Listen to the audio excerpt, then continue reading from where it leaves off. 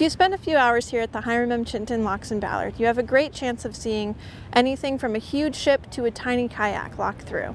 It's always impressive to see the huge ships, but it's really the small boats that make this the busiest lock in the nation, with nearly 50,000 boats locking through each year.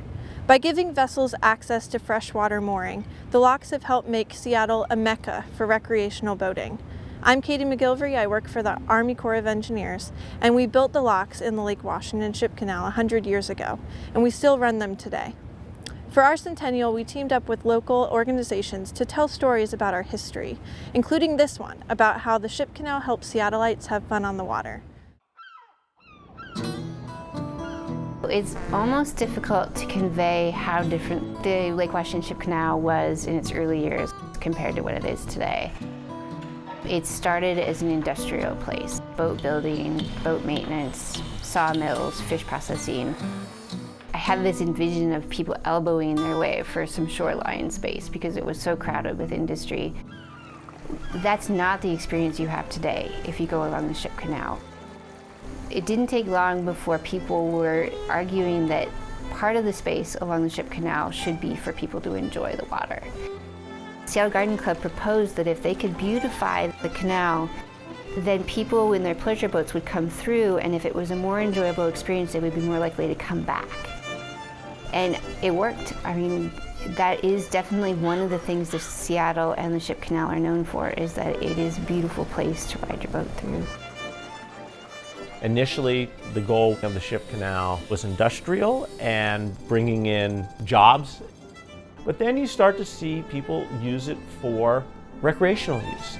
And these slowly grow over time to now recreational boating, at least from the number of boats, dwarfs the number of boats going through for other purposes. And that, I think, was one of the unexpected aspects of the canal.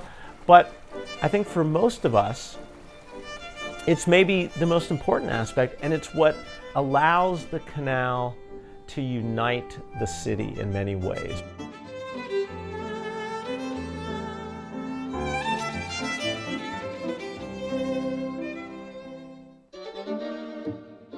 Before 1900, if you wanted to be a yachtsman in Seattle, it was not an easy thing to do. It was a recreational activity that cost a significant amount of money, and it was done by just a few people. They were intrepid men and women who did that, and so it was a lot different than what we see today. You really had to be interested in it. And the Seattle Yacht Club started 125 years ago in Elliott Bay, because that's where you could boat. Prior to building the locks, the club was out in Elliott Bay in about 4 different locations, and later over in West Seattle. If you read some of the old literature about the club locations out on Elliott Bay, and every time a good, strong sou'wester came through and tore up the docks and ripped up the boating out there, the boats were on moorings off of the yacht club. There really wasn't room for docks. The clubhouses were small, fragile, but after they opened the locks, the club could build a permanent location that could stand the test of time. And of course, you have fresh water, which is much friendlier for boats and boat bottoms. And the club flourished in its own new location. So when they opened the Ship Canal, it was obviously dramatic. It brought commerce to the freshwater side of Seattle. And it also allowed recreational boaters to move their private yachts from Elliott Bay into the lake so that they could transit from the lake to the Puget Sound.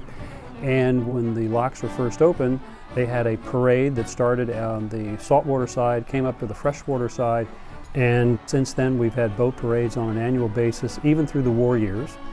And it's gotten bigger and bigger every year, and it's a lot of fun to participate. The first opening day was the opening of the locks back in 1917, which was commemorated by a large spectacle of boats going down the cut. Today we're proud to say that Seattle Yacht Club carries on that tradition.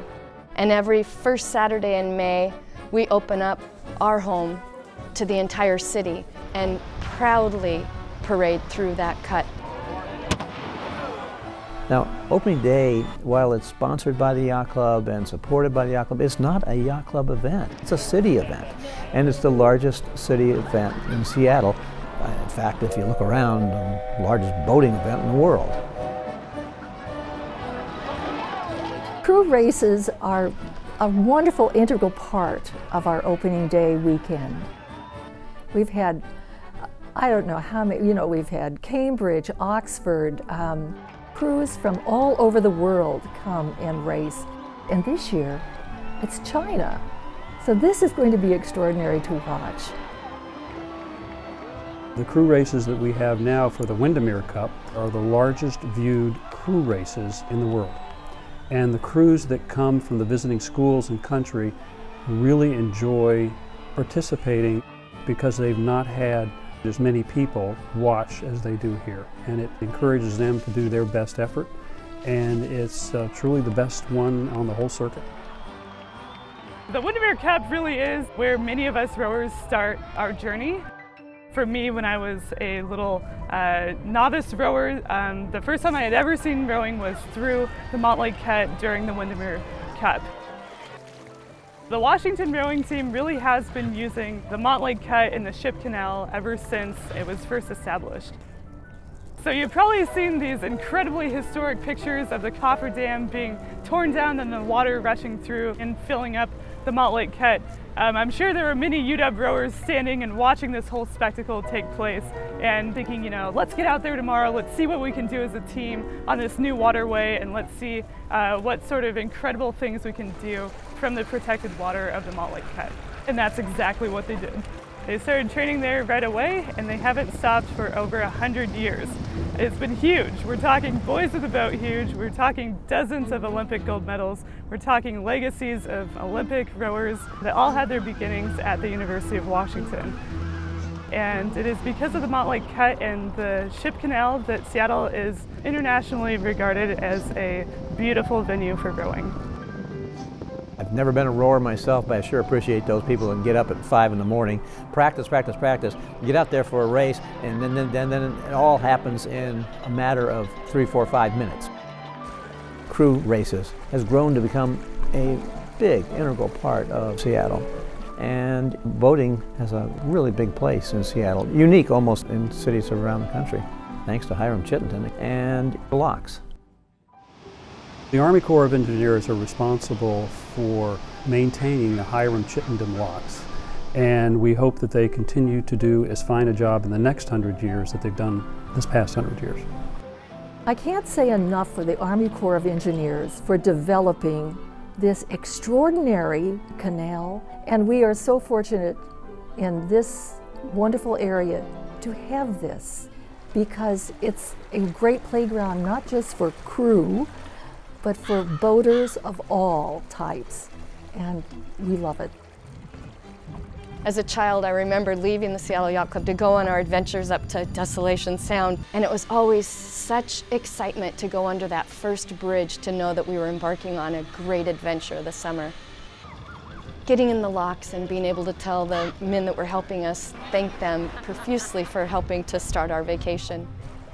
And on our way home, that same feeling, but recalling everything we've done for that week or 2 or 3 that we were out investigating, and that long run down the cut again to get back to our berth in port. Memories are something that builds family and builds community, and the Seattle area has developed an entire huge community around boating, whether you're a boater or not.